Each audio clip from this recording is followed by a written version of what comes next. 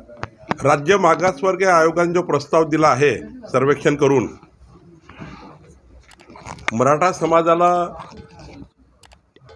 वेगळं आरक्षण देण्याकरता हे सर्वेक्षण झालं आहे। ओबीसीच्या आरक्षणाला कुठेही धक्का लागणार नाही याकरता मुख्यमंत्र्यांनी सर्वपक्षीय बैठकीमध्ये आम्हाला आश्वासन दिलं आहे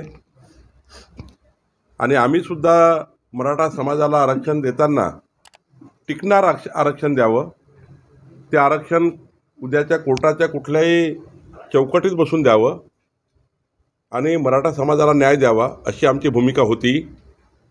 माननीय देवेंद्रजींनी हे आरक्षण दिलं होतं आणि आतासुद्धा जे 20 तारखेला विशेष अधिवेशन आहे त्यामध्ये सुद्धा सर्व पक्षाचे आमदार विधिमंडळ बहुमताने एकमताने विधानसभा आणि विधान परिषदेमध्ये माननीय मुख्यमंत्री जो कायदा आणतील, जे सरकार कायदा आणेल त्या कायद्याला पूर्ण पाठिंबा आमचा राहील।